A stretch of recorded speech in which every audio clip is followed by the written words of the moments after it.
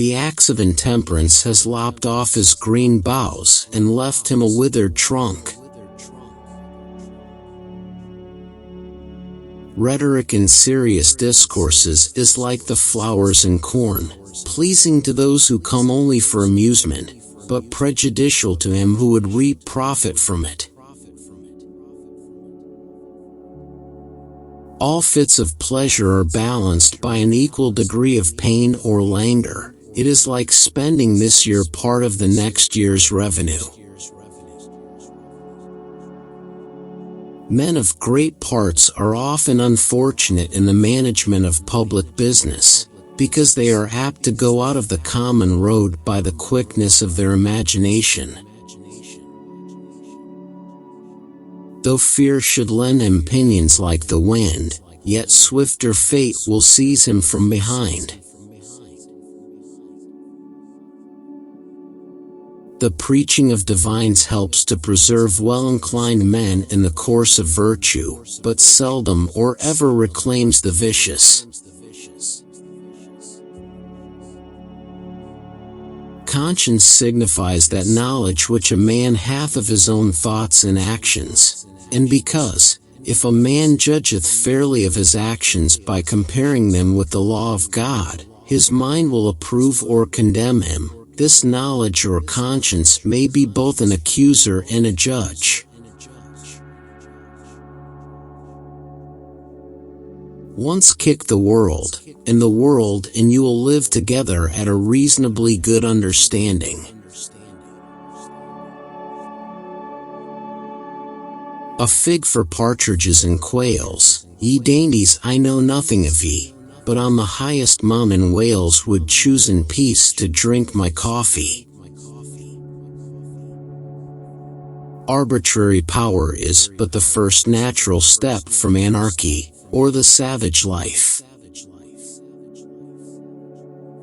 There seems to be no part of knowledge in fewer hands than that of discerning when to have done.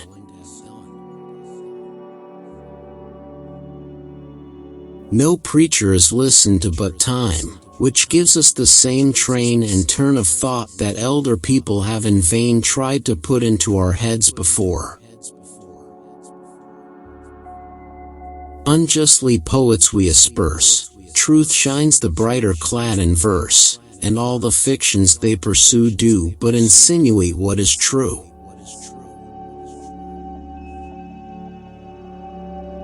Ingratitude is amongst them a capital crime, as we read it to have been in some other countries, for they reason thus, that whoever makes ill returns to his benefactor, must needs be a common enemy to the rest of the mankind, from where he has received no obligations, and therefore such man is not fit to live.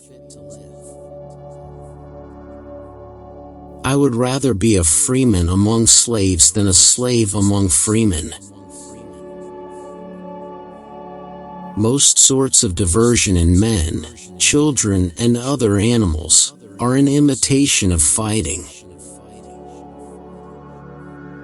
That was excellently observed, say I, when I read a passage in an author where his opinion agrees with mine. When we differ, there I pronounce him to be mistaken. Under the rose, since here are none but friends, to own the truth we have some private ends. Brutes find out where their talents lie, a bear will not attempt to fly. Modesty may make a fool seem a man of sense.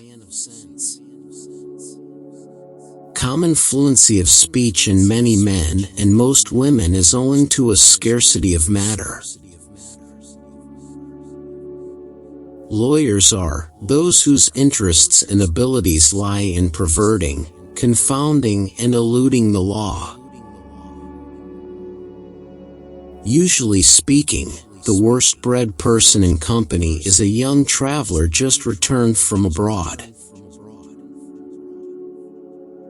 By candlelight nobody would have taken you for above 5 and 20.